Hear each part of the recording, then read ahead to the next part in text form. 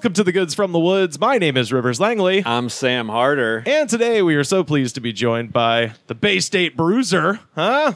Is that what they call Rhode Island? Ocean State. Ocean AJ State. O'Connell. That's Shit. right. Oh, Bay Ocean State's State. Massachusetts. That's right. It's close. Fucked it up, man. Been doing the damn tour guide thing for years, and I like to think I have a handle on my state nicknames, but apparently it came up short. You don't do the East Coast, so it's fine. You know, And Rhode Island is who's from there? You know, what are the odds you run into a Rhode Island? What kind of tour would you even take in Rhode Island? You could, I guess, go around the whole state. You could see in the like whole thing. half a day. Yeah, absolutely. Yeah. You could. It's 45 minutes, like top to bottom. Yeah. You could just do it. Go check out the scary parts of Providence, also That's known right. as Providence. Mhm. You could Right? see the big blue bug. Wait, what is the big blue bug? Yeah, you're not gonna believe this. I'm ready to receive, sir. So imagine that's like a bug, right? It's big and it's blue.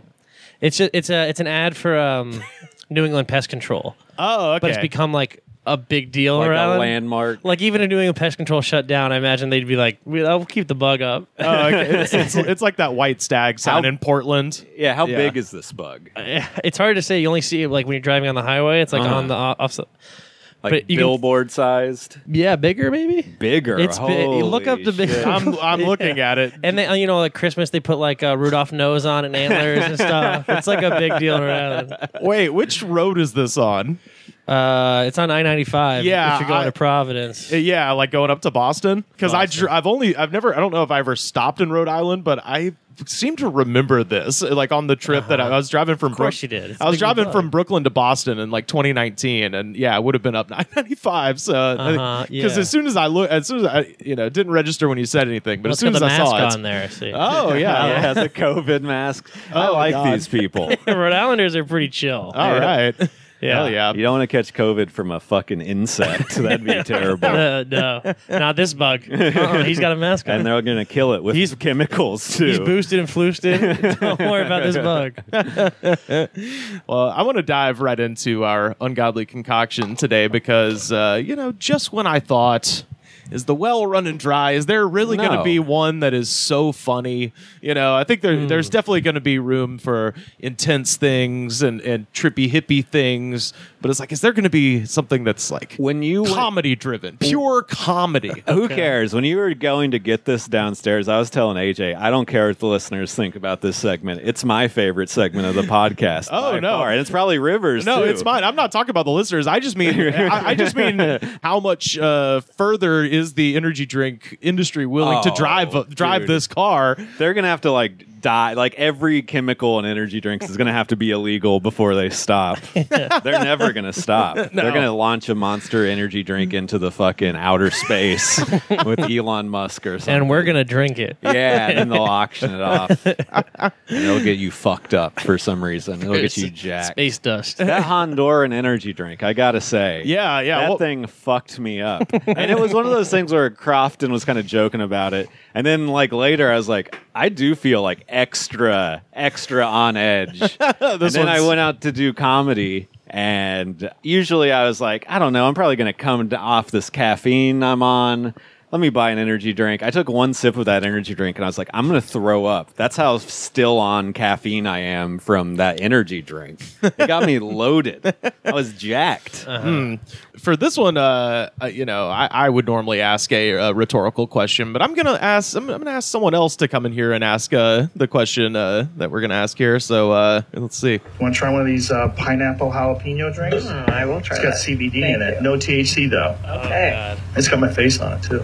That's my flavor. Perfect. I worked with Cliff to develop this. You worked with them? No, they paid you to put your fucking face on the can. That's right. It's the limited edition Kill Cliff Joe Rogan Flamin' Joe CBD drink. God. The Flamin' Joe. Is that a reference to The Simpsons? Yes, sir. Yeah. So I believe it's instead of a Flamin' Mo, it's a Flamin' Joe. What's Kill Cliff referencing? So we've talked about Kill Cliff in the past. It is one of these veteran-founded companies where they, donate money to, build bombs to or whatever. Oh, yeah.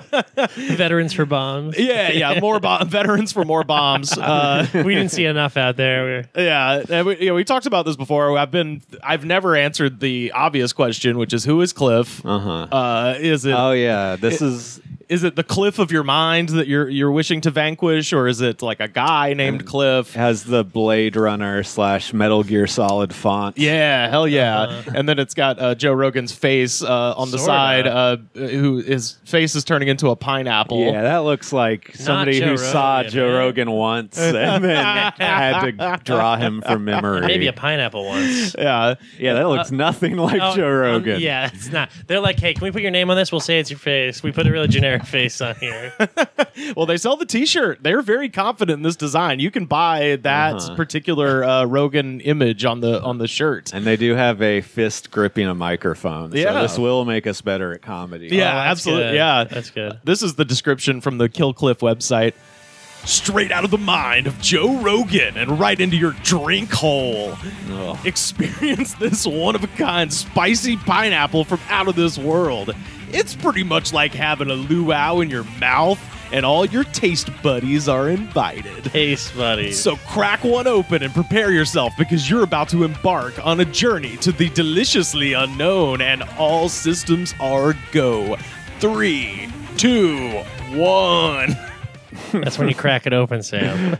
No, I'm fucking trying to figure out what the fuck is in this shit. I don't know, but it's I don't spicy. think it's there's no caffeine in it.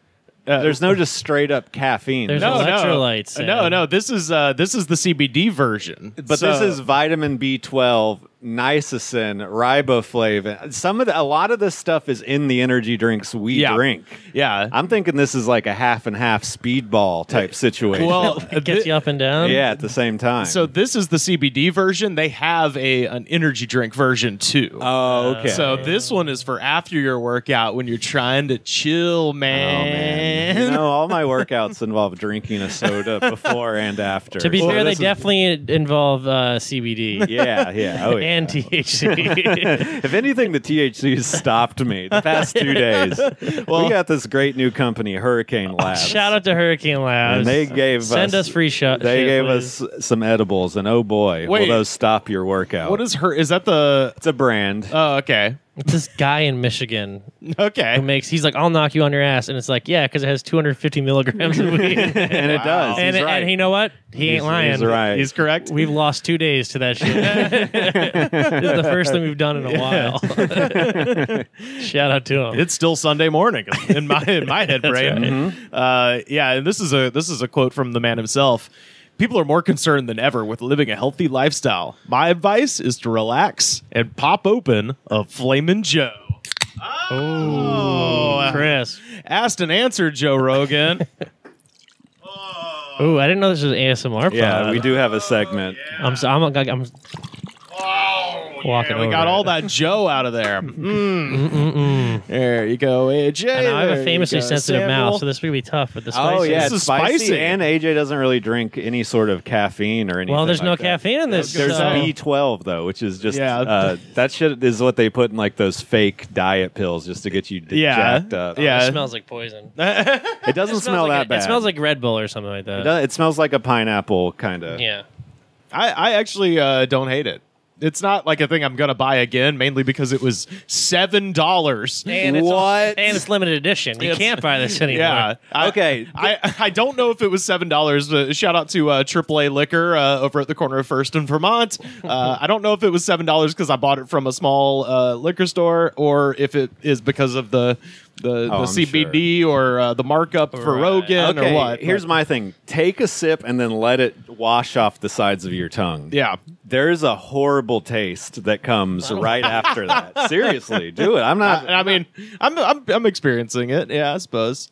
If you It's- let it sit in your mouth, it's spicy for about a split second. I'm starting to get a little bit like, and I have a famously sensitive mouth. For those of you that don't know, Everyone's talking about it. infamously, yeah. But I can handle this. So Yeah, Yeah. Okay. It's so it's weak. it's white people spicy. even Wait, the Joe Rogan product is white people spicy? Even Joe people Rogan in is white people. Surely spicy. you jest. They could give this to a baby in Rhode Island. Yeah. The baby wouldn't even cry. That's right. I would say it's spicy in the way that like a ginger beer or something. Like it's not as spicy that stays with you, but you Like got a a little bite to it, maybe? Yeah, you got a little bit of sinus action going on. How many shitty flavors did he try before before deciding on this one. Well, he worked really hard with we Kill know, Cliff. we know. He was up at night in the pineapple mine on his computer, just typing shit. He flew to Hawaii and was climbing fucking. He picked the fucking pineapples. He picked them personally. It's very limited. That's why edition. it's limited edition. He can't do this all the time, guys. Yeah. How do you think he trains CrossFit? Tossing ananias across the fields of Hawaii. See, and there's ginseng root powder. This is an energy drink that just has some the fruit and vegetable extract. You know, it's not for color. Oh yeah, sure. There's not a fucking fruit or vegetable in this entire healthy fucking thing. That's so funny. So it's just an energy drink, but they put CBD instead of caffeine in it. No, there's both. No, they there's also put Joe Rogan's face on the side of it. You morons! What are you not grasping? That must be at Okay. least $10. Yeah, there is a caffeine listed when you read through it, but it's not listed as like a main ingredient on the can. That's probably just the naturally occurring energy that comes from the man himself. Ginseng root, caffeine, vitamin B3, B5, B2, vitamin E. So this is as far as energy drinks go, and we've had a spectrum of like quote unquote healthy. This is like zero as far as any sort of health benefits. Right. It seems like it doesn't have much in it. It's like when you get a Sprite Zero or something. Yeah. I mean, there's no sugar. The real thing to determine is how chill Rivers is going to get by the end of this podcast. Because I'm loaded on weed already. I'll be honest. I'm sober, so okay. I feel a little chill. I've never done CBD. Same. Okay. I'm not a big drug guy. I've done them in the drinks, I guess, from time to time. The Bob Marley one. Yeah, we did the Bob Marley one. We did a Dollar Tree CBD one that I found that was pretty gross. So I haven't just sat down to do smoke CBD. I don't even know what it is, but you usually like rub it on your body. And there's stuff. CBD weed. You can smoke CBD. They sell CBD like joints. Yeah. So aside from this bit, I've never actively done CBD, so I don't actually know what you're supposed to feel like. But you know, I'm starting to question whether the pandemic was real or not. You know? It's definitely opening my mind. Yeah, turning into Rogan. They put the bad strain of CBD. The one that makes people stupid. But I have an amazing back heel kick now. I refuse to believe anyone likes drinking this. And it says best tasting CBD drink. The Marley one was better. Yeah, I think so. I too. hate this. I fucking hate this. I don't hate the taste, and I think if people are looking for a CBD drink, I could see someone buying it. Yeah. Not for $7. It has such a gross aftertaste. The second you swallow it, the aftertaste is disgusting. I already finished mine, so I don't know. both of you chugged them. I took it down. I was like, the flavor is not the worst. That's the thing. 2 out of 3 recommend. That's the thing about me, guys. I actually judge the flavors. I'm not here to drink the CBD like a madman. You have to let it breathe. As far as energy drinks go, this is one of the things you would have to like slam down like Rivers just did, because this is not enjoyable to like sip casually. Yeah, no, it definitely. Well, that was the thing. I did one sip. I was like, it's not so bad. Did another sip, and I was like, all right, I'm gonna have to just take this down. It's bad. It's it's kind of the Pepsi effect. Like, it's really good on that first sip, and then it's diminishing returns. As for the price of this, it was in the cool. You know how in some of the small bodegas they have the coolers that they have the lights plugged in, but the coils aren't actually plugged in. So you open them, they're just like hot boxes. Yeah. So it was in one of those in the back of this store, and I just picked it up and I started laughing, and I was like, "Well, I gotta get this." And it was the only thing that I had purchased. And I walked up and it was just this really nice old man up there, and I was like, and he was like, "Oh, that'll be $7.25 or whatever." And I was like, all right, fine. Like, that's usually more than I would pay for a joke of this nature. But I was like, you know what? That's when the guy asks, like, "Is this it?" And you're like, "I hate to admit it, but yeah, this is it." Unfortunately, yes. I came here for this, if you can believe it. Yeah, I didn't. I actually just like went in there because there was I went. We have this stupid thing where if you get a package from UPS and it's delivered to our house, you'll get to enjoy this at some point. Oh yeah, it goes to a pawn shop. It goes to the fucking silver and gold pawn shop. So I was in there and there was like you have to get through 2 locked gates to get into the pawn shop. So I was there and there were 3 people in front of me.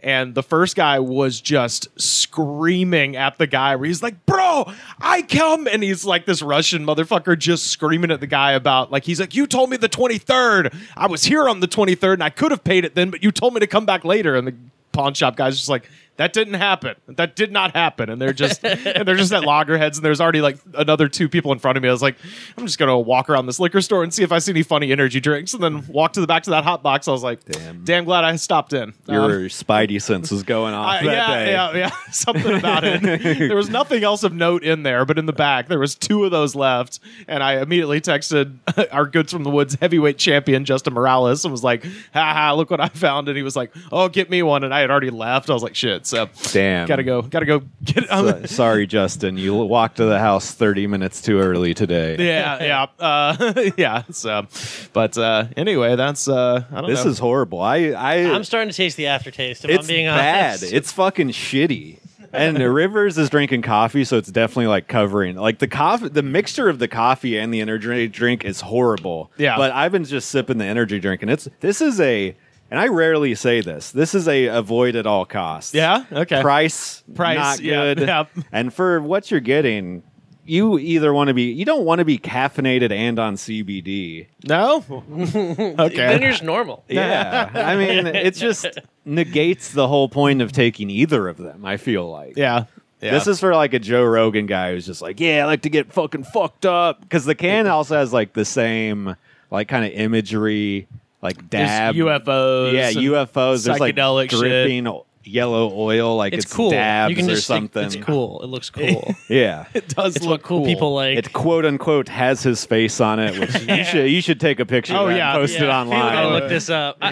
Okay, if you put it, so if you're at like an angle, and if it's curved correctly, like someone else is looking at it, and you're looking from the side. And there's also a light bouncing off of it, kind of making a glare. Joe Rogan? 3-point lighting. Yeah. It's the whole thing. So I wanted to talk about, there was an event that was happening up in Winnipeg, Canada. What? A couple weeks ago. They have events up there? Yeah, they do. This was Recovery Day 2022. And Recovery Day is a national movement committed to mobilizing and organizing Canadians in recovery from addiction and addiction-related problems. And according to their website, their mission statement, together, we demonstrate the proof that recovery is real, attainable, and sustainable.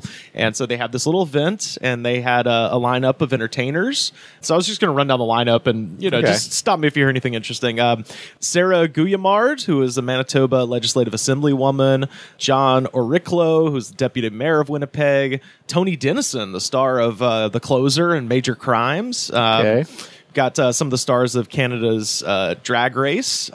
We've got Space Case, a local hard rock band. We've got Chet Hanks. We've got Brandy Velzina. Chet Hanks, huh? Yeah, that's right. I didn't even make it to the Aboriginal School of Dance. That's right.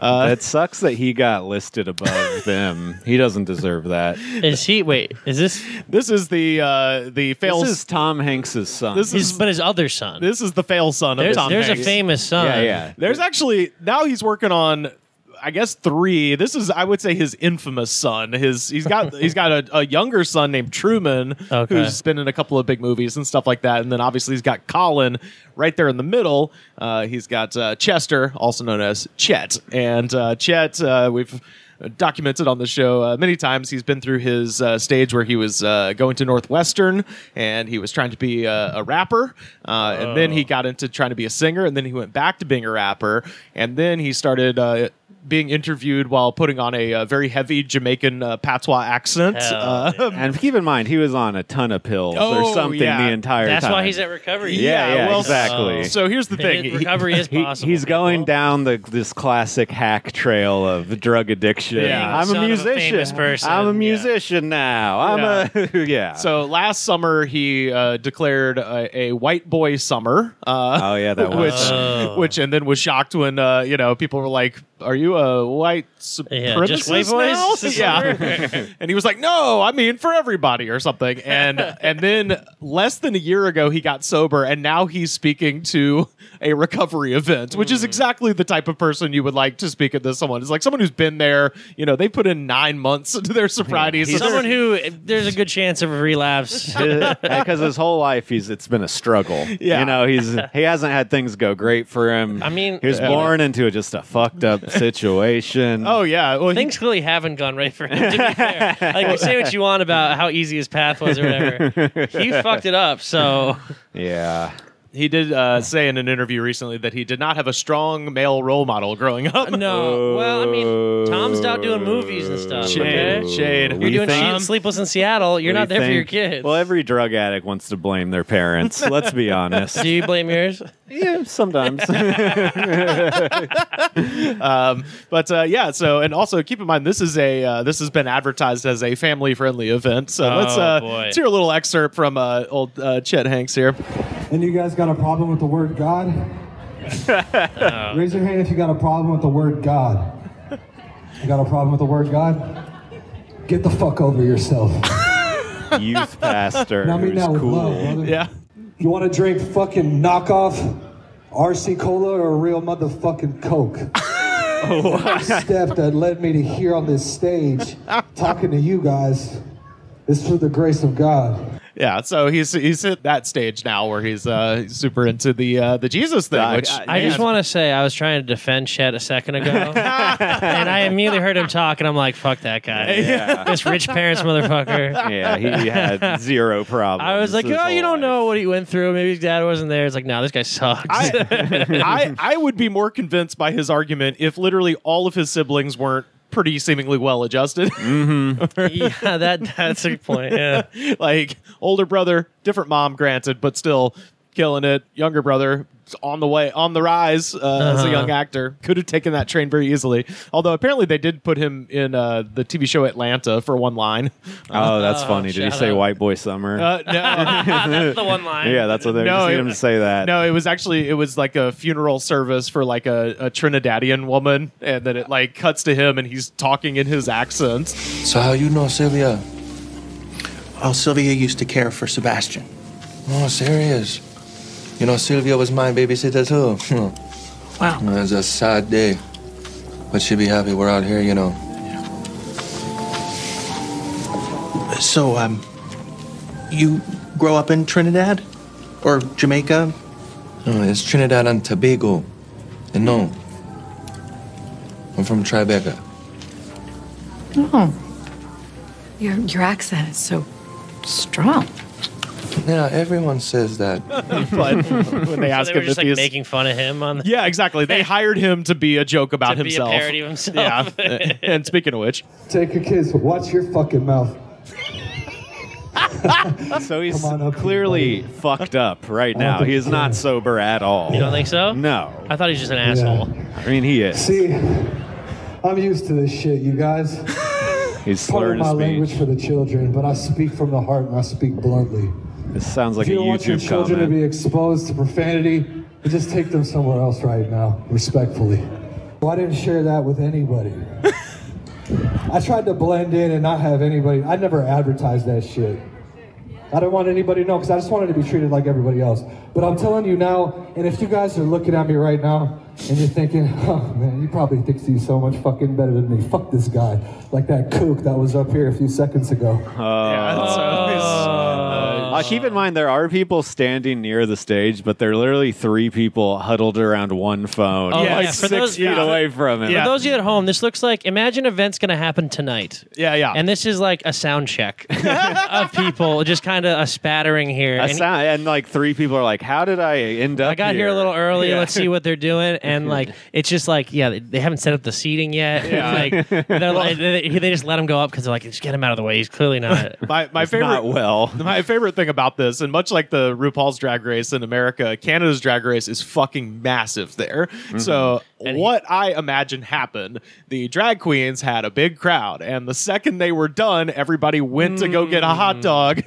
This guy's up there. There's now a smattering of people, and then he goes, And it's like anti-drag. it's at a festival too, so these people are likely waiting for the next artist. Or People will show up hanger-ons extremely. from the last artist. Yeah, they'll show up extremely early to get a good spot. Yeah. If their favorite band is playing like an hour from now, they'll sit through a Chet Hanks sermon. Chet was on at 3:30, and then I think Space Case was on right afterwards. hell. So this is a space case. So fan all showing our up. theories are correct. check. Sound check. And he's also doing full laps. I just want to say, is Chris corner Rock. to corner, back and forth on the stage. Yeah, he's Chris Rock, bigger and blacker, all the way across the stage. He's just clearly not super comfortable on stage, I'd say. Well, also he's hyped up on coke, or he's on drugs. He's on drugs. He's not. He can't just sit there and look at the audience and feel with them. He needs to like avoid eye contact and just say like, "Fuck these people." Well, if they look into his eyes, they'll see the devil.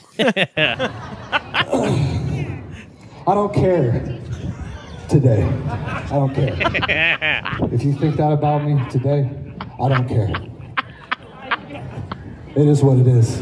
Keep in mind, also, none of these people know who Chet Hanks is or care. Also, or care is interesting. No one's really paying attention. Yeah, that's it's not even. It's like I think because this is clearly cut. So like we're 2 minutes in, a minute and a half. They are 20 minutes into this, and they're just like looking at their phones. Don't make eye contact. He might start talking to you. I tried so desperately to find a full video, and I don't think anyone gave a shit, so no one cut it. This was off of TikTok, so literally someone's like, "Oh, he's going crazy again." So there's no telling what shit he was saying in between all this. It does feel like we actually just miss something every time. Like he just said a slur or something.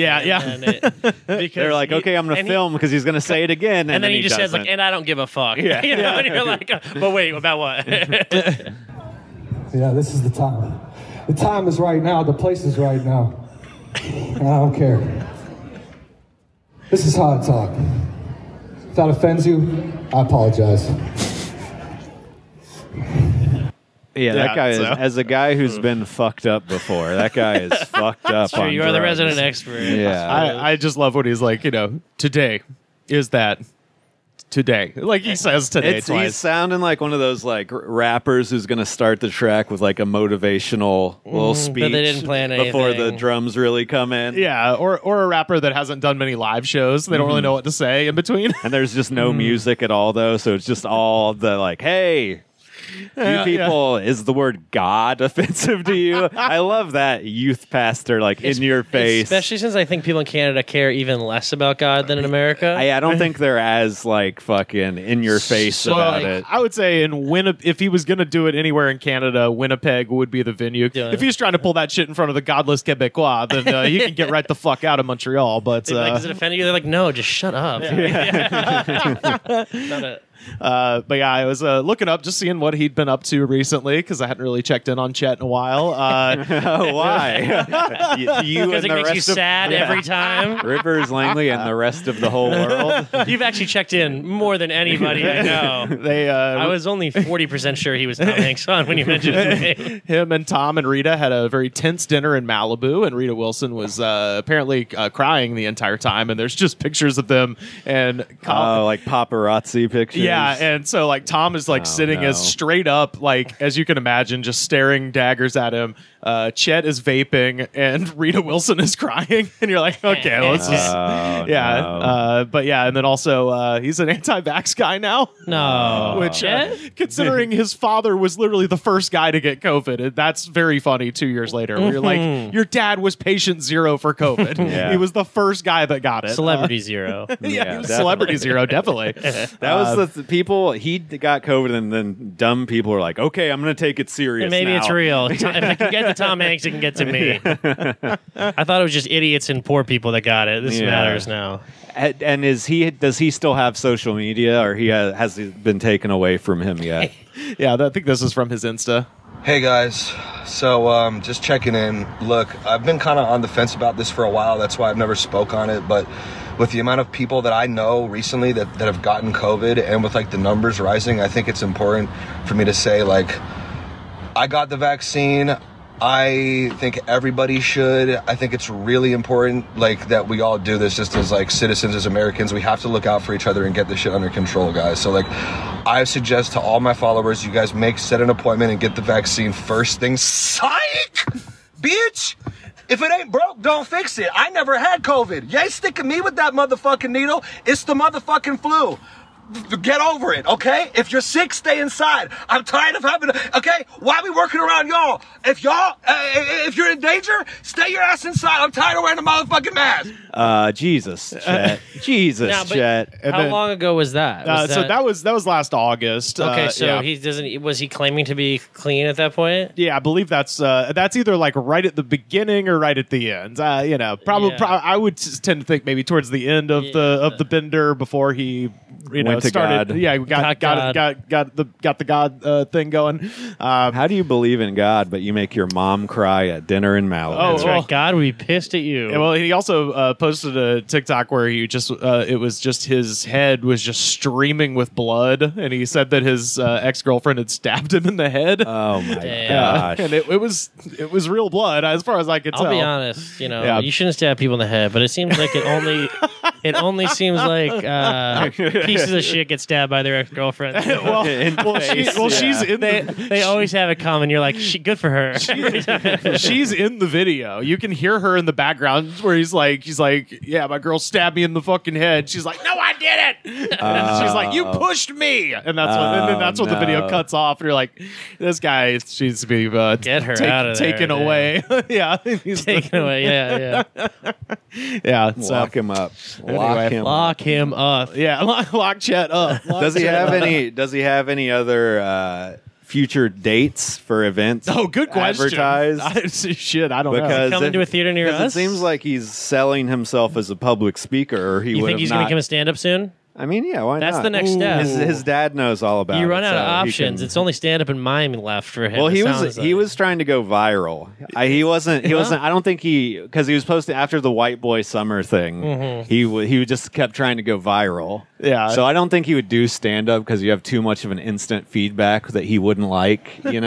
He just wants a reaction, not a. He doesn't want people staring at him in silence. Yeah, he I guess posted this 2 days ago. The goal is to just be yourself and not give a fuck what anyone thinks of you. That doesn't mean go out of your way to be an asshole. But if people think you're an asshole just from being yourself, then don't give a fuck. Wearing sunglasses inside. Wearing sunglasses inside. That is like he's just being himself, Sam. And if you think he's an asshole for that, that is the most perfect pillhead logic of just if everyone else thinks you're being a dick, fucking just keep going. Yeah, you're right. Yeah, you're like, well, no, mom and dad, you're stupid. Keep giving me money.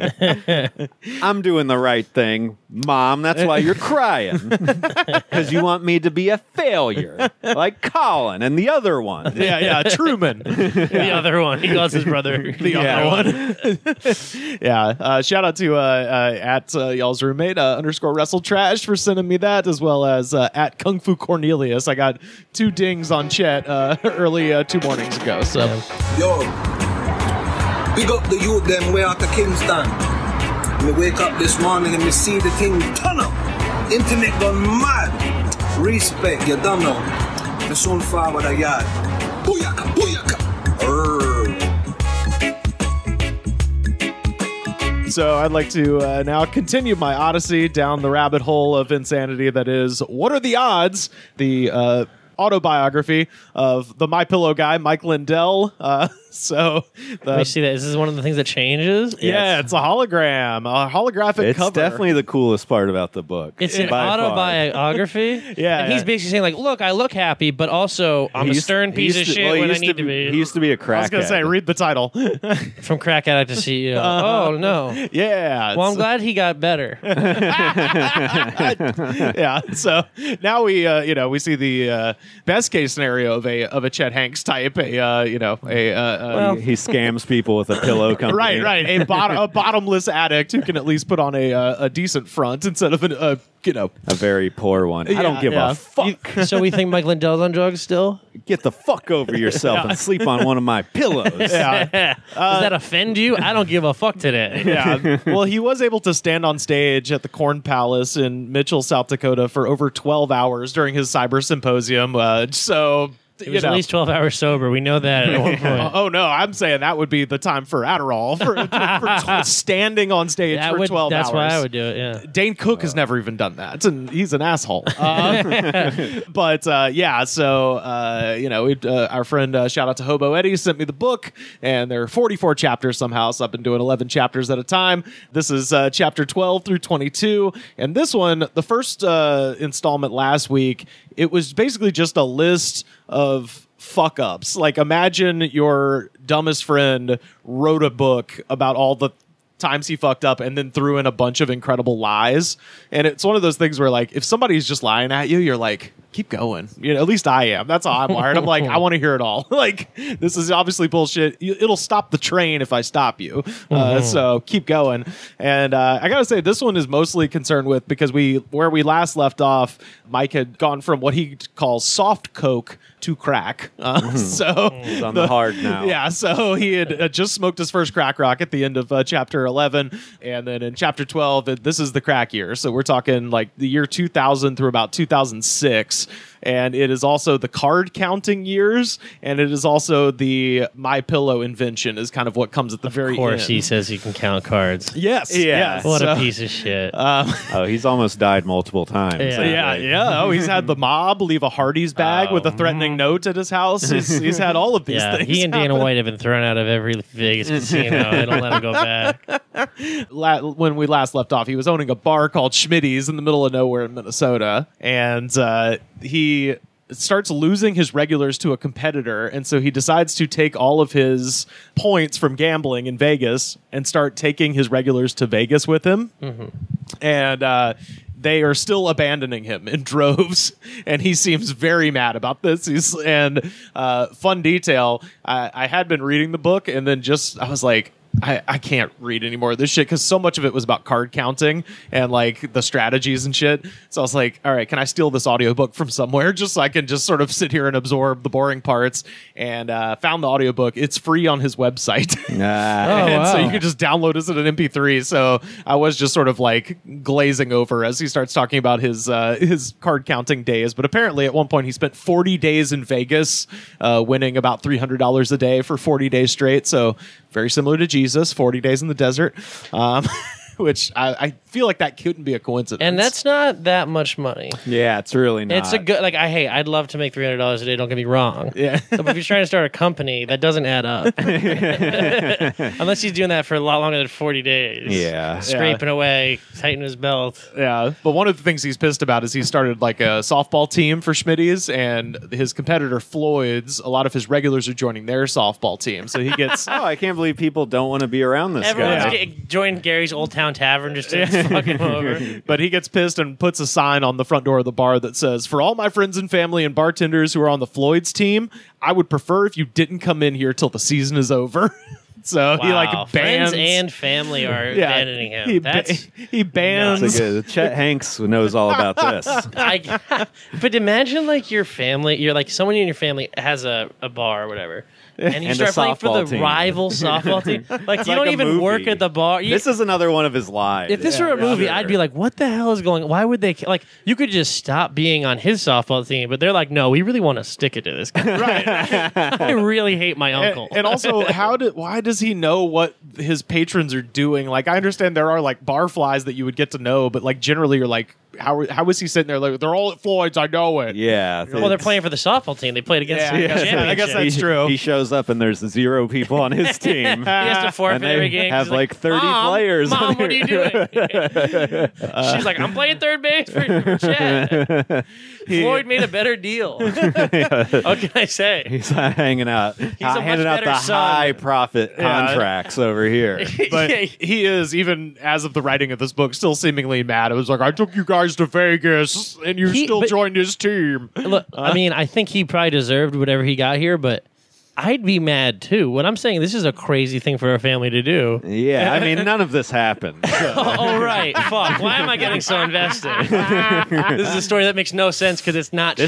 This is one of those classic everyone turned their back on me, but I was right. Yeah. Things. Yeah. At the very least, he's leaving out It's huge details where they're like so spiteful of him. Yeah, well, it's back to the Chet Hanks thing. It's not that everyone on the entire earth is wrong about me. They all just think you're an asshole. They're haters.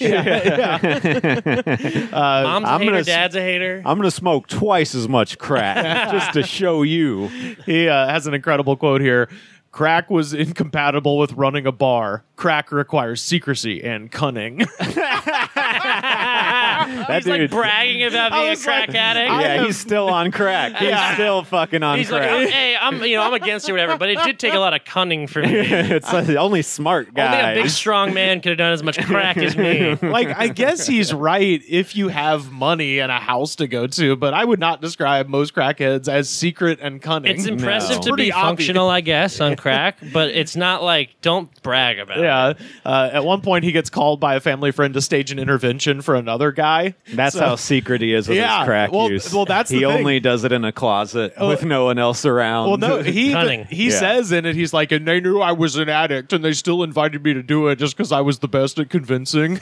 And like, oh was man, the this best guy, at convincing. Everything he says is a lie. God damn. It's because somehow he did get to where he is, but he's also very clearly not the best at convincing. No, he's tried convincing a lot of people of some things recently. Yes. And everyone was like, "Hell no, you're the pillow guy. You're insane." You must have seen how bad these other guys were at convincing. I have to imagine this guy's just crushing it at convincing his whole life, and then all of a sudden people are like, you're a crazy lunatic, and he's like, what?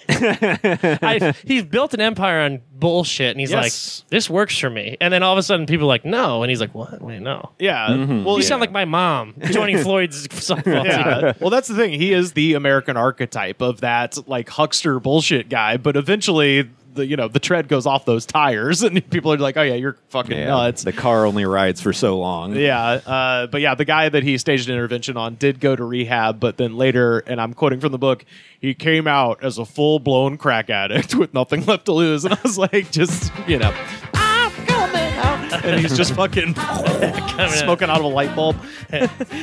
He talks about the practice of what he calls farming, which is where you're going through the fibers of your carpet looking for remnants of crack.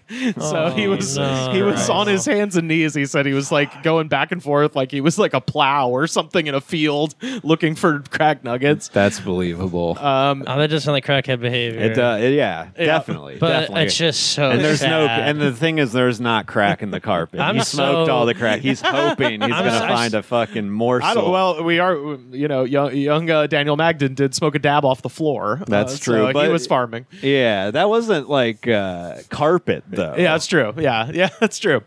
So his friend Toad turned his house from across from the Dairy Queen into a crack house, and he lost his electricity, so he had extension cords running from the neighbor's house. And Mike asked him, "Where does it end, Toad?" And Toad says, "When it's gone, Mike." All right. He said he sounded defiant, desperate, and lost. I will say the extension cord from your neighbor's house is pretty cunning. And secret. No one notices that orange. I don't know how they didn't, but if they didn't, if he got away with that, honestly, shout out to Toad. If you're listening, that was pretty cool. Toad, a guy who's definitely real. And maybe dead if he is. Real or not, he's dead. He says he learned card counting from a man named Vas Spanos, a stout, swarthy Greek, and he took his $900 9-month course. This guy, $100 a month. That's not that bad. This guy he so badly wanted to be a screenwriter. Yeah. It's like you've Catch Me If You Can. You ever seen that movie? Yeah, read the book? But the guy who wrote the book, turns out he didn't do any of that shit. So his only big con that he pretended to be a con man and conned everyone into believing he was a con man, and they got away with it and made a movie. Oh, that fucking rules. So I guess he is a good con man. Mike bought 60 pigs, and the second, because he was trying to get into pig farming, because apparently the hog market was just on fire. He bought 60 pigs, the bottom fell out of the market, and he had what he described as a catastrophic loss in the pig farming, and he owed the bank $4,000 and a bookie $10,000. And I'm like, it seems like I thought you were a great gambler. Yeah, why are you owing a bookie $10,000? So that's a great point, and here's the thing.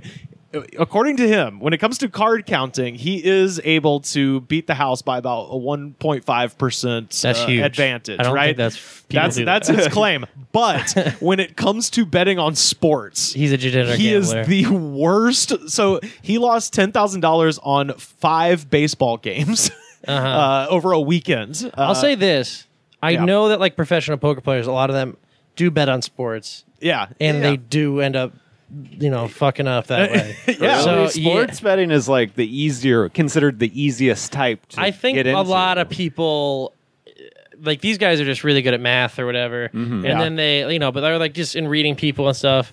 But then they like try to do sports. I think that's, I've heard, I hear a lot of guys talk about having trouble getting money and borrowing from other poker players. Like, why would you do that? You just made $10 million and I think it's because they will also talk about anything they can gamble on. They just love gambling. Are they gambling addicts? These professional gamblers? Yeah, but they're just the ones that got away with it, But sometimes they don't. So I mean, this sounds almost relatable. Yeah. Well, because like what he talks about here is like if he's doing too well at a table, like the pit boss will come over and like move you along to other games and shit like that. And he even says at one point he's counting cards. I think he's at the Stardust, and he catches the dealer second dealing him. And he calls him out to the pit boss, and he's like, just check it out. The next card's going to be the Jack of Diamonds. And then he flips it, and it is. So now he's just outed himself as a card counter, and they pick him up physically and throw him out the doors onto the street of Las Vegas. If I'm correct, and I may not be, you don't know the next card in card counting, right? Well, they shuffle the cards. They're not ordered. You just know if the deck is hot, like if it has a lot of face cards in it. Yeah. Well, I think he's just like knows the Jack of Diamonds is next. They don't replay the cards in the same order the next time. Yeah, well, that's what he claims. And they use like 6 decks in a shoot, whatever. Yeah, I don't see. This is the part. I like this guy. Yeah. Well, I think he might be lying, but no. like I said, this is the part I was just kind of phased because I don't fucking because to me it's like the fun of Vegas, quote unquote. It's like, hey, you're gonna go there and do math and lose money. I'm like, both of those suck. I don't fucking do it. But this is again at the point where, like Crofton was saying last time, he's making up all these lies to sound cool, but the lies he's saying aren't even cool. That's the thing. All of them involve him. All of them involve him getting owned at the end of them. So that's why I think he thinks they're believable. Is he's just like, well, I didn't win. Yeah, that sounds cool. That gives. This is like the point when you're talking to the crazy guy at the bar who's telling the lies, and you're like, oh, I want to hear more what this guy's saying. And then you get to this point, you're like, okay, I think I'm done listening to anything this guy has to say. But yeah, he gets thrown out on the street, and they say, come back and we'll kill you. So he doesn't go back to that hotel.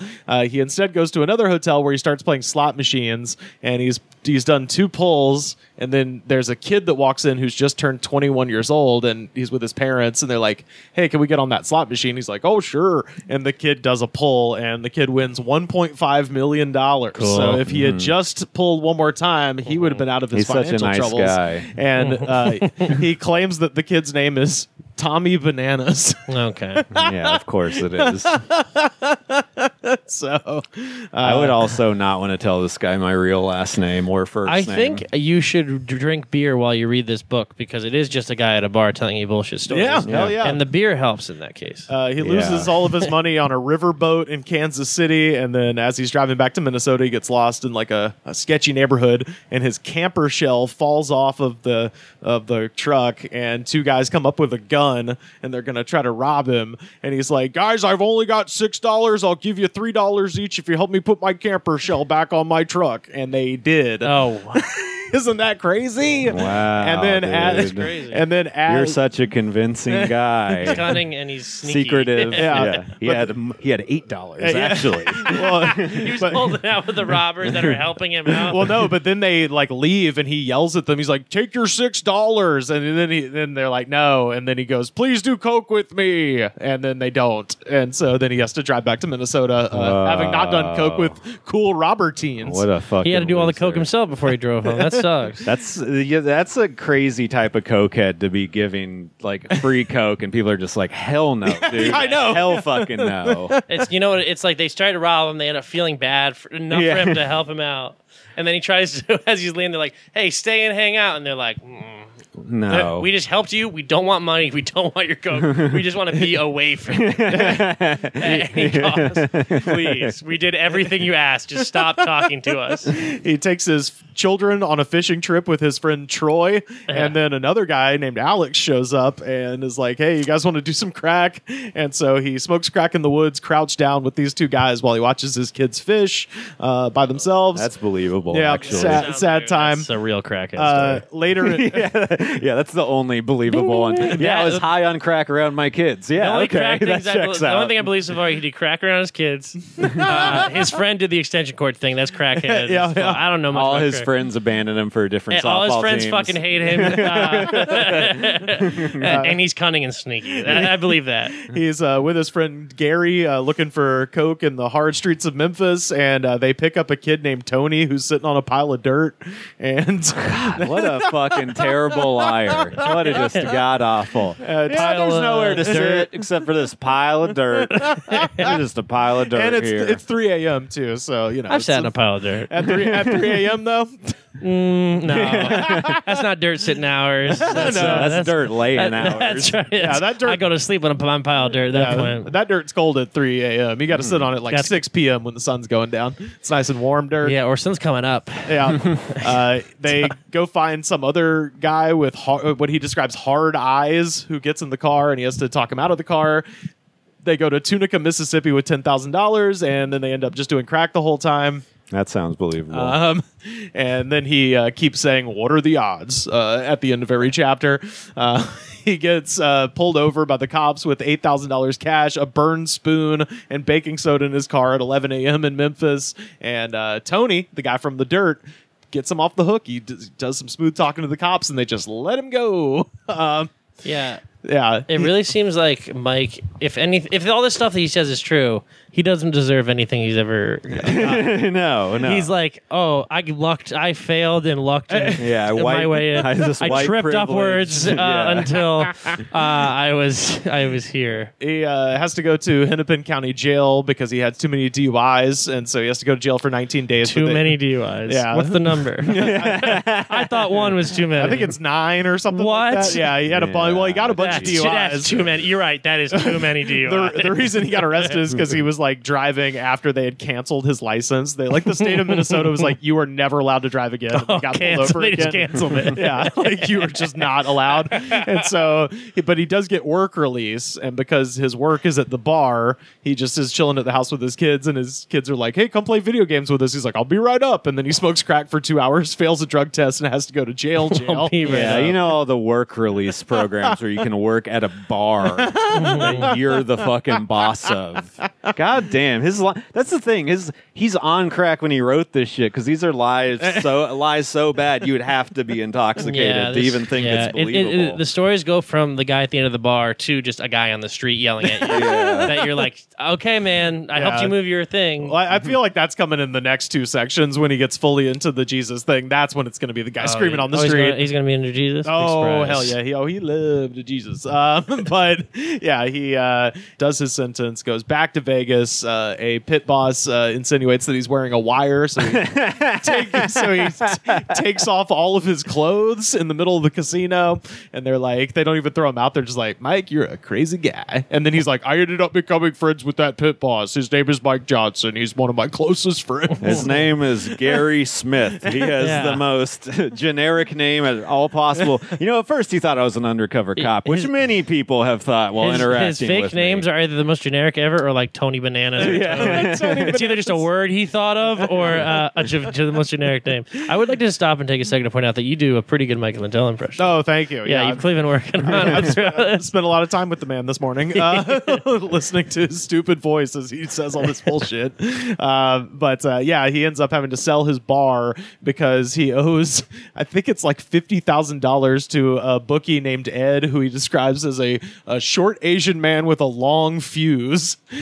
Which, long fuse. Like, meaning this guy just keeps fucking up and Ed just keeps letting him. And you're like, dude, Ed, you got to kill this guy. It's the kind of bookie for Mike Lindell, it sounds like. Yeah, well, the old bookies would try to kill him, and Ed's just like, you know what, Mike, you're a good dude. And He's I'm like, the bookie that, and I'm just thinking, Ed, put a bullet in his head. He's fucking you over. Ed, you have to kill this guy at all costs. But yeah, he ends up having to sell the bar. So he has one last big blowout called the Masterpiece Weekend. And he describes setting off fireworks in his pockets. That's cool. Which I love. That's the craziest thing he could think of. What if I set off fireworks in my pockets? He's like, what if I become like a jackass guy? If I hurt myself, will you guys like me? Nothing else has worked. No one's ever liked me. I even tried to give them Coke. That's a surefire way to make friends, by the way. It always works. You give drugs to people, they're like, You're cool. Someone tries to rob you legitimately, if you offer them drugs, they'd be like, okay, we can be friends. That story, I believe. Instead, it's the opposite. They just helped him like move or whatever it was, and then one of the signature things he used to do at Schmitty's all the time, and he said he spent an incredible amount of money on this, was he did what he called Schmitty's Snow, which is not what you would assume based on the amount of coke he's doing. No, he would take hundreds of thousands of napkins and toss them into the fan, and then the napkins would go around the bar, and he was like, it's Schmitty's Snow, and then people so thought he'd just get all fucked up and make a mess in his own bar. Yeah. This guy is Michael Scott on crack, basically. Like, he's got these just, he fancies himself a Willy Wonka type, but he's a fucking moron. I'm sure the bartender's like, oh, good, the crackhead owner's in here throwing. Does he mention that he's like, I had to go through a different bartender every month? No, he was the bartender too. That's the thing. That's another bullshit thing. No, I bet after a while you couldn't find anyone else to become. No, that's the thing. That is the thing I absolutely believe, is that he was 100% the bartender the entire time. Because he loves attention. Like we've established, he jumped out of the bus, he threw into the snow, the whole thing. Who's going to serve drinks when you're lighting off fucking black cats in your pocket? In your pants? Yeah. But yeah, for Masterpiece Weekend, he got $2,000 in $1 bills, and he made green Schmitty's Snow. He threw it up into the fans and just let everybody go farming for dollar bills. So this was a planned weekend? Ahead of time, he's like, this is my big blowout? Yeah, he's selling the bar, so it's his big blowout. Okay. Yeah, what a fucking extravaganza. Yep. You'd have to be the most boring person on earth to fucking be like, wow, it'd be cool to go somewhere and be like, yeah, I got $20 because some crackhead was just throwing money in the air. But nothing else about it would be cool. The weekend after he sells fun. The weekend after he sells Schmitty's, and here we go with the real classic crackhead behavior. He wakes up in a fit and scrawls 6 pages of a plan that is called God Against Crack, and he ranks crack users on a scale of C1 through C5, and he declares that I have to wipe out crack addiction in the world. Wait, why not just do 1 through 5 if you're going to only have the C? I think he's assigning judgment on others. He's like, oh, if you just started doing crack, you're C1. If you're fully gone like I am, you're C5. C is for crack. Crack 1, yeah, crack 1. So it's just 1 through 5, but with crack. Yes, with crack. He calls this his out-of-body crack essay. Because he says I wasn't even there, and then he says he's not good at coming up with phrases. He hid the 4 pages behind a picture frame. He's like, and I forgot about those pages for 6 years. And you're like, and then he doesn't pay it off. It just moves on, so it's coming. Just later. wait for chapter 23, baby. Yeah, I know it's coming. He gets a sketchy loan from a guy named Neff who drinks scotch and milk, and then Neff betrays him. He's like, hey, it was just a handshake deal. I don't have to give you this money. I don't have to get this money back at all. And he had put, I guess, the title of the bar that he had already sold because it was still in litigation or something, because he was trying to get a quick amount of money to go to Vegas with, and then Neff wouldn't give him the money back. Meanwhile, he has another frantic dream. And in this dream, he is running around screaming, "Where's my pillow? Where's my pillow?" Oh, wait. Exactly. Yeah. So this was a crack-induced... It was. Literally. Crack-induced invention. Even his actual success was based on crack. It was a coke-fueled nightmare of him running around an empty room screaming, "Where's my pillow?" And that is where it came from. He woke up and was like, I'm going to make the world's best pillow. Honestly, the book should have ended there. That's the perfect, and that's how I made... That's hilarious. Just all crack stories. Like, and now I'm me. You don't need to know anymore. I was a crackhead for a long time. I might still be, and I made MyPillow. So him and his friends get in the car and drive to his daughter's college and bang on her door, and he's like, "Make me a logo, MyPillow." And his daughter sits there, and it is still, according to him today, the MyPillow logo was the one that he just like invaded his daughter's home and was like, "Do it, please. This needs to go to market." When is this book from? 2019 is when. It was okay, so published. it's got all the like. It's I guess it doesn't have COVID denying stuff. Right. That's the thing. It's like right up to COVID and the election. So Damn. We need the follow up is going to be really the fucking addendum crazy. At the end. Yeah, Absolutely. Yeah. We want an encore. Yeah, the spring addendum. But so he goes to Bed Bath & Beyond for market research, and he tells the guy, "I'm going to come back here one day and bring you the best pillow in the world." And I'm just thinking, like, this guy's getting paid fucking whatever, $7.82 an hour. Just like, okay, crazy guy. I do believe that he smoked crack and went into a store and yelled at the employees. I do believe this part of the book. Okay, yeah, we should write a list of all this stuff. Believable parts. Yeah, So this is what a crackhead actually does. This is what a crackhead remembers himself as doing. So it's two very different lists. So right at the end, he says his entire life was consumed by MyPillow, and this was a genuinely funny line. He said, "My friends thought I was crazy. They'd say, 'What, are you on crack?' And then they'd remember, 'Oh yeah, he is.'" But yeah, and then they wouldn't remember. That was a sarcastic comment they were making at your expense. Yeah, they didn't just remember that. They're like. They're making fun of you because they know you're there. They hate you, and they joined a softball team to spite you. I've never known. No one's. Look, I don't know if everybody likes me, but no one's ever done anything that petty to me. No one's gone out of their way to play a sport that they didn't even have interest in. Of course not. It's like, a bar softball team. They're like, I'm going to start going to a different bar and join their softball. That's something out of Cheers. So him and his wife, Karen, who he just casually reveals is also smoking a bunch of crack. Okay. How are these kids doing? I mean, probably, I want to read their book. They're the ones who deserve a book. This guy does not deserve a platform or a voice. But these poor kids, they should write novels. So he starts manufacturing the MyPillows using 3 different types of foam that he runs through like a shredder, basically. And they set up a kiosk at the Edendale Prairie Mall, and they only sell 1 pillow on their first day. But the guy who bought the pillow was the head of the Minneapolis Home and Garden Show. What are the odds? And that's the end of chapter 23. So what are the odds? I think let's stop reading. I know. That's the thing is like, I'm like, you can feel it running out of gas as it goes. You're like, oh man, he's because without the COVID stuff and the election stuff, is it all just bad redemption? Yeah, that's what slash relapse.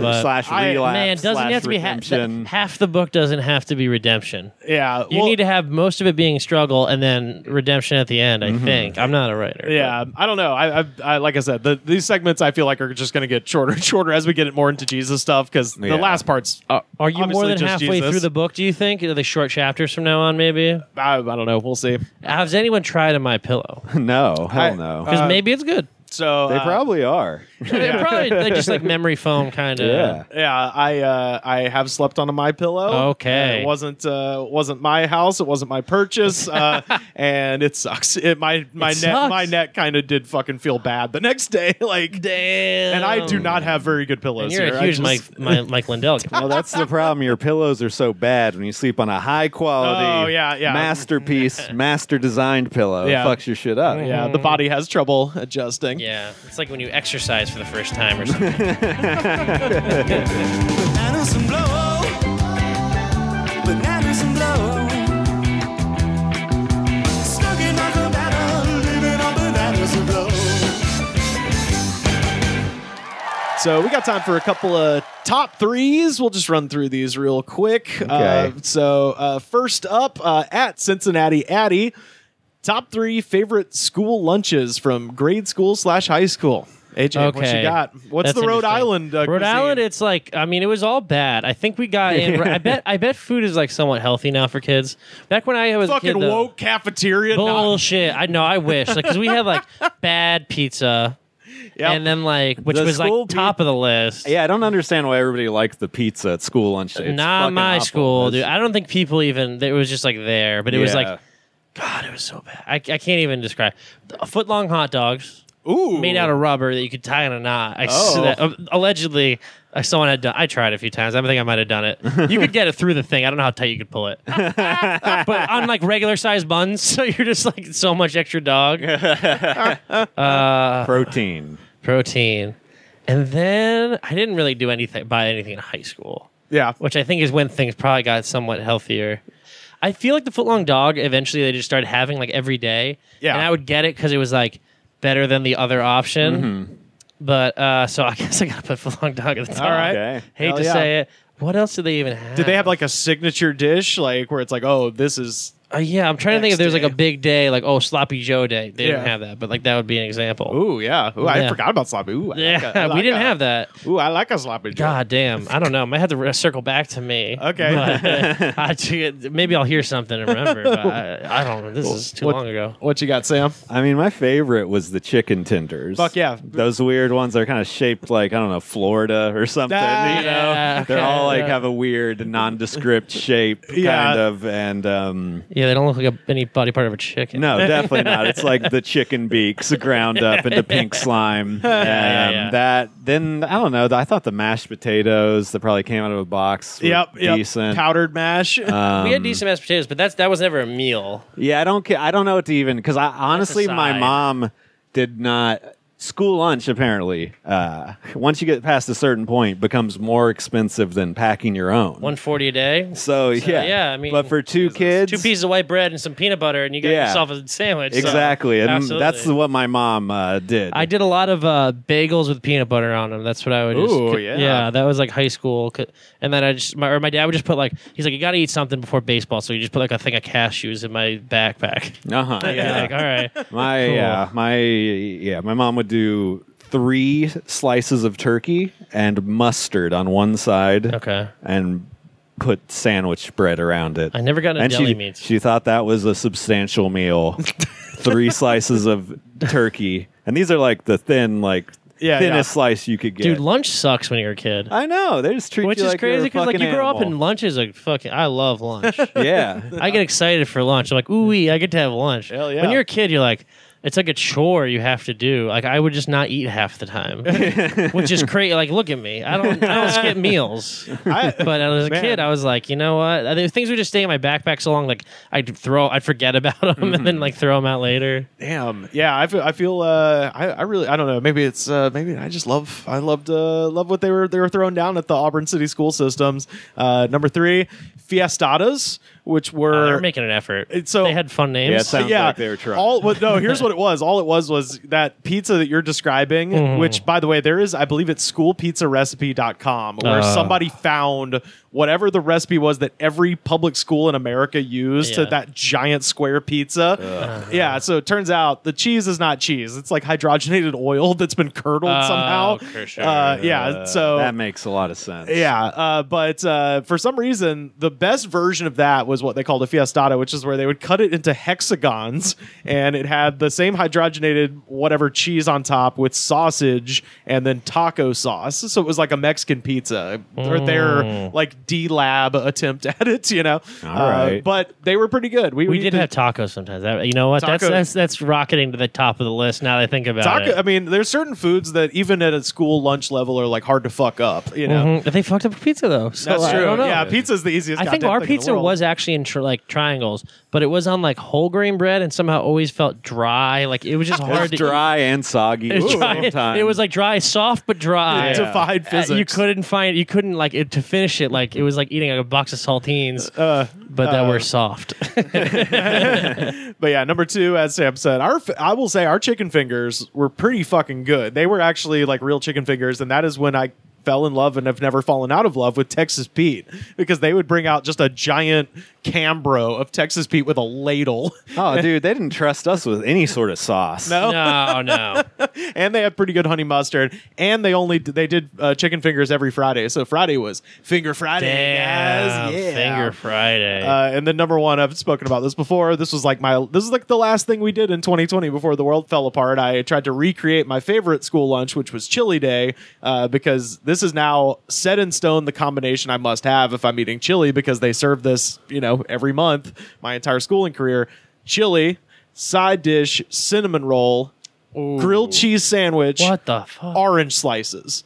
And for whatever reason, that combo was always present. And now if I'm having one, I need the others. The orange slices really rounds out the cast. It makes it. It makes it a school lunch menu. And it also makes it again, they tried. They gave you a whole meal. They put a fruit on there for you. I think I should have gone to Auburn. It sounds like whatever they were doing in your state or city is way above and beyond what happens. Well, how much was a school lunch at your lunch. school? That sounds expensive to me. Oh, I mean, it's probably similar to what you guys. I think it was like $2.65. $2.60. It was like $1.40 at my school. Yeah, they were cutting every corner. Yeah. They're like, this is the minimum amount of the fuel we can give to a child that we don't get in this trouble for. Yeah. Well, this is when they still gave college professors tenure. So Auburn they were like, oh, these fuckers that work at the university can afford this shit. Not no more, but different story. But yeah, and I was gonna say, like, for Super Bowl 2020. We were at Joe Rain's house, and I tried to replicate that exact. I didn't have time to get the orange slices, but I got the grilled cheese, I got the chili, and I got the thing, and we ate that. And then I was, super full. I think that was the fullest I've ever been. Was when I was sitting next to Sam on Joe Rain's couch, just like I fucking hurt so much because I ate so much damn chili. But then COVID started right after that. So weird early 2020, but connection. Yeah, Probably maybe. Yeah, ate too much chili. A curse. But yeah, shout out to at Cincinnati, Addy. That's shout out to Auburn school system. Yeah, Auburn City really schools. Decent food. I want to go have fucking well-rounded lunch down meals there. to these children for under $3. Yeah, well, I got to go back. I was a substitute teacher at Auburn love back to in go like back. 2009, 2010. So Yeah. I did get to go back and sample the lunch again. And how was it like? When you were like, okay, yeah, this is they had worse than I changed. remember. They changed the menu. Like they had fucked around with it. So I don't even remember. I know there was I want to say there was like a caprese salad at some point. I was like, get the absolute fuck out of here. Again, it's still an effort that I. We didn't get to experience. Salad that in would just be Texas. pieces of lettuce and maybe a crouton if you got lucky. Yeah, dude, they would put the lettuce and then put like a fucking Thousand Island in a little plastic container. Yeah. You didn't. I don't even know if we got dressing. Yeah, it was tough. Hey, I'll tell you what. Say what about Rhode Island. It was tough out there. It was a struggle. So next up, at Harry_Hood. Shout out to the other Sam listening in Virginia there. Top 3 rappers not from rap hotspots / scenes. And his examples are New York, LA, Houston, Atlanta. So That's hard to say because now everyone has a scene. Well, there's scenes all over, and also every rapper moves to one of the big cities now once they start getting popular. What are the big scenes? Those, if that's all the would scenes be you New wrote? York, LA, Atlanta, Houston, Memphis, Nashville, even. Then you can get into Detroit. Damn it! I was like, we got the thing. Eminem sneaking in there, maybe. Yeah. Detroit recently has had a big Royce amount. to 5'9". And even like 42 More Doug recently. and T Gray, like really, they're becoming like a big scene there Yeah. too. Well, then who the hell? I don't know rap well enough. To He's go from do. Virginia. This guy who asked this. Well, he's actually he ate those lunches. He's from Auburn, but he lives in Charlottesville, Virginia now. Yeah. Check out Richmond, Virginia has a rapper called Nicholas F. Oh, and he hasn't put out any material in a little while, but his has a very solid catalog. Hell yeah. And he's not famous at all, which is unfortunate. Okay. But Well, now he will be. He's Yeah. got the podcast Nicholas bump. F. You Yeah. gotta check him out. Yeah. So, but yeah, going by his guidelines, let's exclude NYC, LA, Houston, Atlanta, which is why I very trepidatiously put in Too Short as an honorable mention because Oakland. But that's can't. the thing. The Bay Area has a huge rap scene going back to. That's why I said Yeah. I put him in there as an honorary mention just to say I'm just going by these guidelines here. But Yeah. that because I was going to say that is the thing that's like hard, and it's I understand it I guess through the context of like comedy too, Yeah. where it's like even the smallest little nothing towns have scenes that are people are doing cool shit. So it's kind of hard to be like, oh well, you're from wherever. That doesn't matter. And then you're like, and then of course someone who's as deep into this shit as Sam is can rattle off like, oh no, here's the 10 fucking coolest things happening in this town. This is definitely a question for Sam. Yeah, exactly. That's why I brought it to this table. I mean, Sir Mix-a-Lot's from Seattle. Yeah, That's not and he's a legend. Yeah, exactly. I don't know. It's hard. You get into like Miami or like Florida, and now so many Dade County in general. Well, shit. Even like you mentioned Virginia, fucking Virginia Beach. When you start listing off all the like, it's like Missy Elliott, like all these fucking clips and huge shit people like that coming out of there. So it's hard. It feels like once there's a big name from there, then all of a sudden you're like, well, now it's a scene, right? Well, you get on features, and then you get everybody gets brought up. Rising tide raises all ships. So like, it would need to be unknown people, which I don't know unknown people, nor would I know where they're from. Certainly, I'll do mine and then we'll see if it shakes anything loose. So I had my honorable mentions, and you already said Memphis, and it's like, yeah, fucking Memphis has so many goddamn people. But yeah, 3-6. I thought about thinking about high school and school lunch and stuff.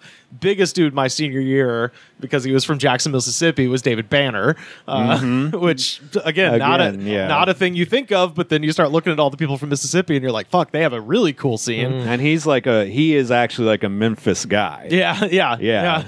Like he's from there, but he makes his music. I don't think he still lives there. Yeah. Well, he put out a record called Mississippi. Oh, definitely. So he's claiming it. He's in a group called Crooked Letters. Yeah, that's right.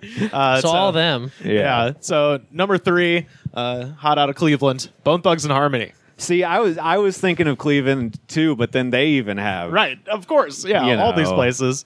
And then number 2, out of Huntsville, Alabama, Paper Out Gangstas.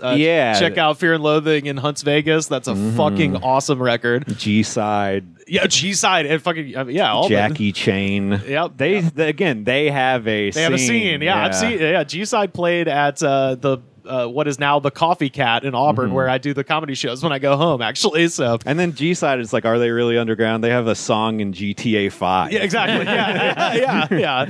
And then my number 1, and this is again a whole fucking crew, but definitely the rapper, I guess, that I've listened to the most from the most obscure quote unquote area, Slug from Minneapolis, Atmosphere. And then they have a scene. Brother Ali, they've got fucking idea and abilities. Like they have so many. Corbin, and they have Bobby Raps, and they have so many rappers there. Any big city, because rap's the easiest music to make. You don't need fucking thousands of dollars worth of guitars and drums and all that shit. It's folk music. It's way easier to make, so you can have more artists coming out of the woodworks from these smaller cities. It's easier to get out there these days too with the internet. Like, exactly. People don't listen to folk songs in the internet. You don't need to. Well, no, but I mean, like in the literal sense, like folk music is the reason the guitar was the chosen instrument of that. What most people think of as Sean. It's because I'm living proof any fucking moron can figure out how to play the guitar, and it's highly portable, right? And so nowadays the current version of that, if you're looking at just as a 1-to-1,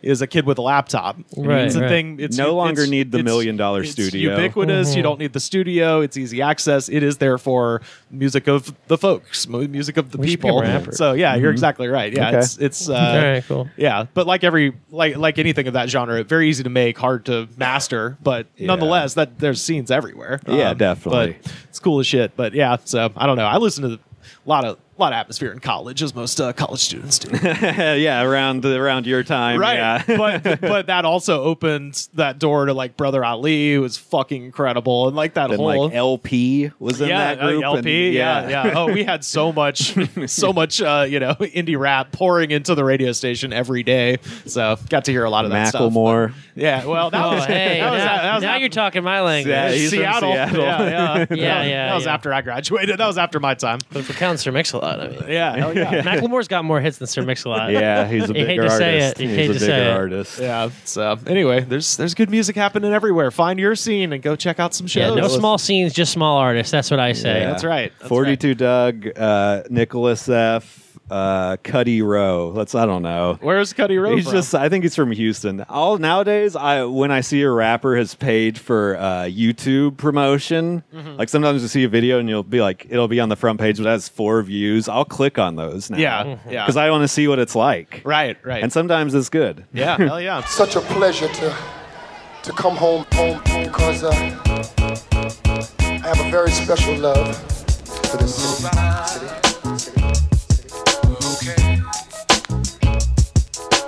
Fellas, we have time for just one more segment, and speaking of guitars, let's get it out here. It is Deep Purple. This is one of the classic riffs you have to learn if you're learning the guitar. Of course. Absolutely. This is Smoke on the Water from their album Machine Head. Let's let that little drum part come in here. Oh yeah. Oh, little fun drumming. I think I could even do that drum part. Yeah, probably. Not when they start hitting the feet, but there it goes. Yeah. This this song, I just got to thinking about it because this song mentions the fact that in 1972.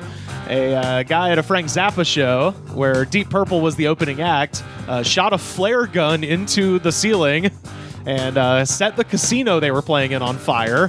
Whoa. And that is sick. And the smoke in question is from the casino, and the water is Lake Geneva in Switzerland. So that is what this song is about: is someone burning down the house. Yeah, literally burning down the house. That's cool, dude. It's about smoking weed. Bullshit. Well, I reject this. It's about my people, the stoners, very forgotten people. Underrepresented.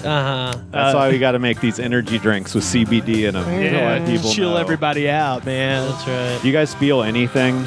I haven't really noticed it. Now that you mention it. I just have the phrase, where's my pillow? Just ringing through my brain. I just need to make a pillow. A vision, a pillow I see. We just had, 8 milligrams each? Yeah, just about. And of just CBD, not THC. So, no, I don't feel anything. This song has 117 million views and 23,910 comments. And y'all, I found the best. Let us. Only 1.7 million views. No, 117 million views. Yeah. Yep. Okay. That makes more sense. That does add up. So let us get down into the YouTube comments for Smoke on the Water by Deep Purple. First up, Delbert Turner from 8 years ago. I'm smoking in my ice house right now, pussies. So there's the guy sitting in a freezer somewhere, just fucking or an smoking igloo. loud. He's good. Could be in an igloo. Ooh, yeah. We hadn't considered that. Yeah. Or he's fishing. He's doing the ice fishing. Yeah, perhaps. I like the igloo idea. Would you smoke weed? Would you smoke weed in an igloo, pussy? If I lived in an igloo, I would call everyone pussies. That's for sure. Definitely, you can't hack it like I do. I mean, it would be true. Marianne Stricker from 2 days ago. I got married in 1973. When the band went on break, my 17-year-old brother and his friends used their musical instruments to play Smoke on the Water. I thought it was cool. We got divorced 5 years later. At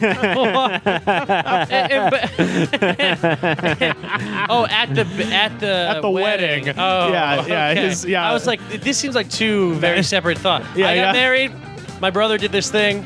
They got divorced. Yeah. Okay. That's the full story right there. Yeah, she's kind of blaming the brother a little bit there. It seems like.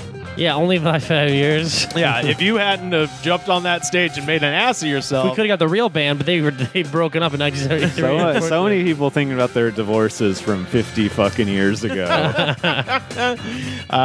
Wonder how they're doing now. Wow, wait, if they got divorced. That was from 2 days ago, right? Yeah. She's still thinking about it. Yeah, they got divorced in 78. They got divorced 45 years ago. Yeah. She must be 100. Yeah, has to be.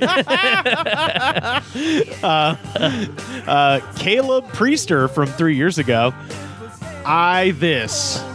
This music was on drugs even now. Yeah, it really was on music. On drugs even now. And I will say, this. Yeah. Yes. Cindy Balshak from 6 years ago.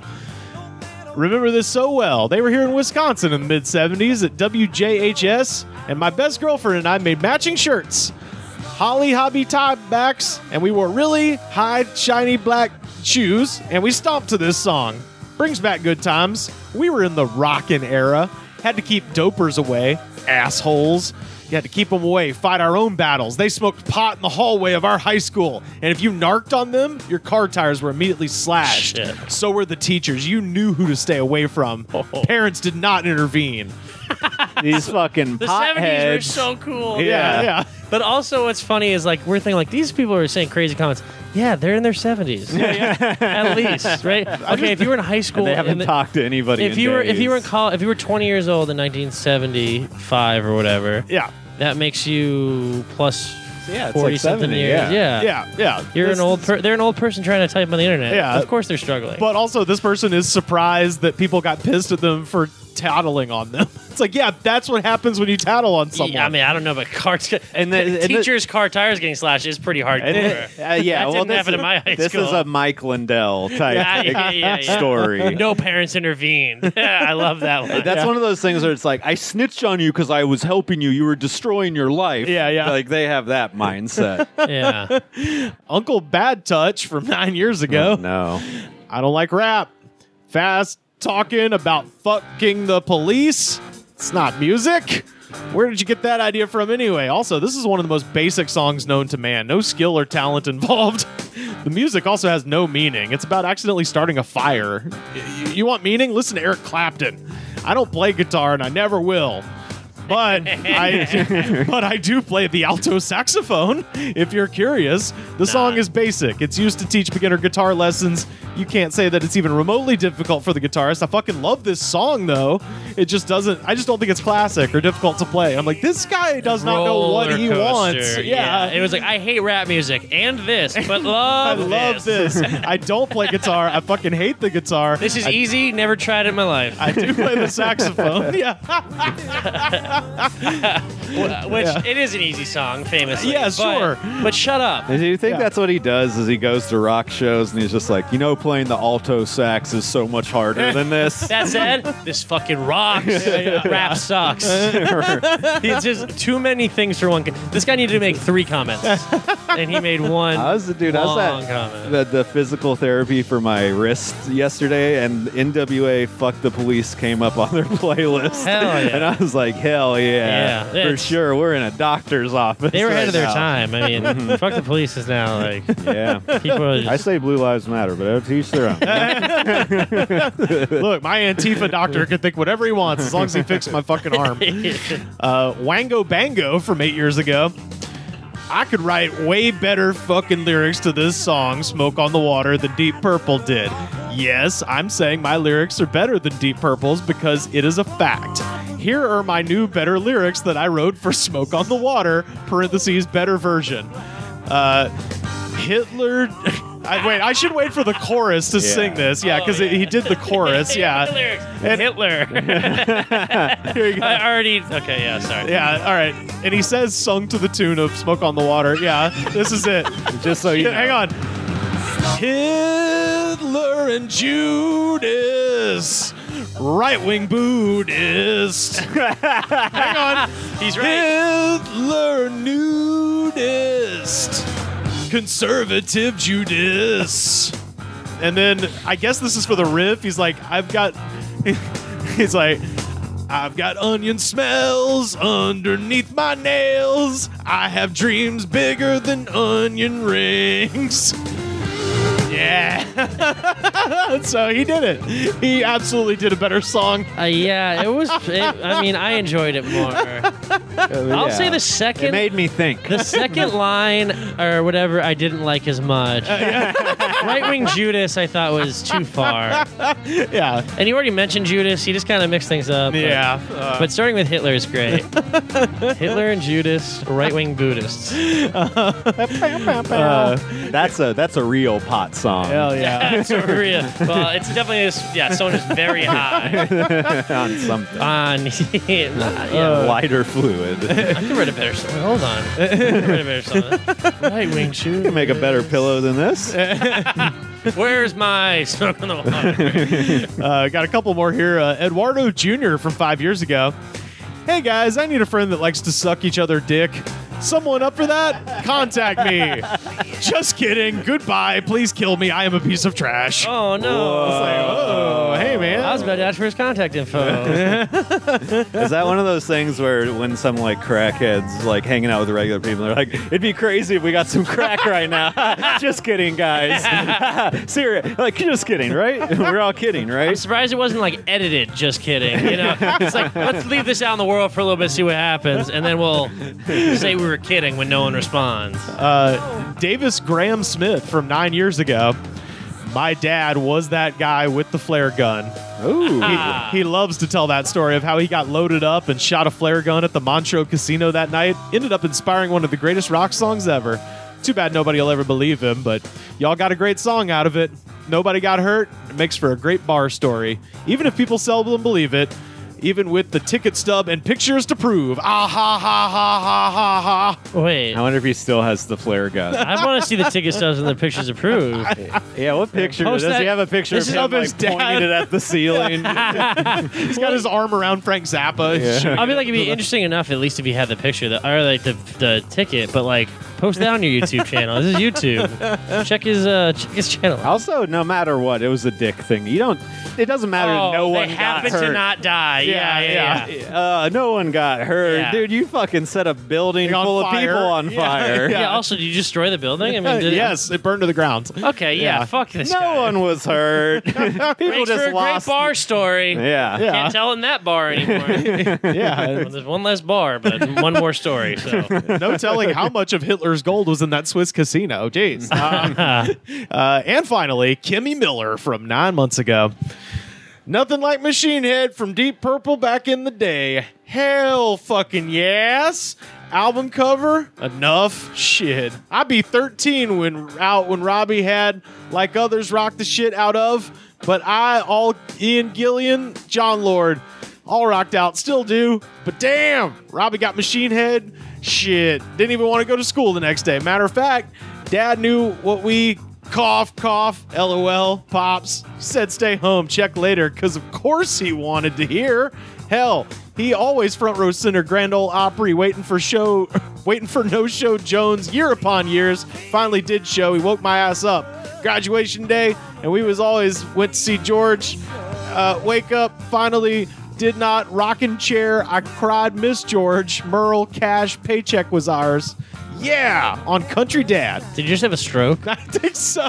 Did you read that verbatim? That's what Was it just me, or do you not understand anything he said? I got flashes. It was almost like It was bullet points, Yeah, but yeah, also yeah. so long. If I could have one note for all these people, edit it down half as long. Take it down. It's a something notch. I'd say to if everyone ever wants a stand-up comedy like note, it's like it just make it shorter. Make it shorter. It's yeah. better if it's shorter. Absolutely. These people do not know that note. They're long-winded, telling 3 stories in one, somehow, weaving them together in a way that does not pay off.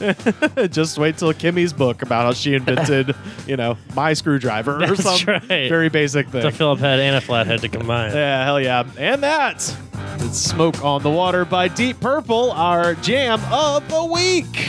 Woo! Sam, where can people find you online? Oh, they can go over to Twitter and they can find me at Slam Harder, or they could go over to Instagram and find me at Sam Harder 666. You could check out the Drunken Stoner podcast. I did say I would mention this. The Drunken Stoner podcast from that show I was talking about last week. Oh, hell yeah. AJ went and he did it. I did it. Apparently, a lot of the footage has been lost. Oh, can you believe that? Drunken Stoner? Yeah, No. but there is some evidence of it still online, And some clips being posted. Hurricane Labs. And yeah, definitely. They sponsored it. That's Hurricane why Labs and Cali Herbs sponsored the show. Great products. Hit up Yeah. Hurricane Labs on Instagram, HLabs_2020. Hell yeah. And they can get you right. They'll get you high. They Tell don't- them they don't Rivers lie. Langley sent you. Yeah. The guy who knows the most about weed. Hell yeah. AJ, where can people find you? I'm AJ Oko on Instagram. I don't really post that much on Instagram. No. You know, I shouldn't tell people that. Just how about if everyone follows me, I'll start posting. Okay. I'll do a backwards thing. All right. Message. We'll see what the podcast bump does. I was going to say, message AJ. Tell him sign my we DMs, sent you. and just harass me. Yeah. He just wants attention. Like all these people on YouTube. Negative, positive, I don't care. Call me a piece of everyone hit me up, call me a piece of shit on Instagram. AJ Oko, that's AJOCO. Hell yeah. Speaking of podcasts, check me out this week. I'm on the Psychic Dolphin Garage with my homies down in Texas talking bullshit. It was a real fun time, so check that out. And next month, I'm going to be on the road doing stand-up, so please come and see me. You can find me on Twitter and Instagram at Rivers Langley, and you can find our show on Twitter at The Goods Pod. And the best way to support this show, head to patreon.com/The Goods Pod. Second best way to support this show, head to Apple Podcasts, rate, review, and subscribe. Show that attitude of gratitude, because if you do not have the attitude of gratitude, Daddy, we're inviting Chet Hanks to your recovery meeting. Oh, God. The Goods from the Woods was recorded and edited by me, Rivers Langley. You can find our show on Twitter at The Goods Pod. Our theme song was composed by Jonas, the Space Cowboy. This was a Brain Freeze podcast.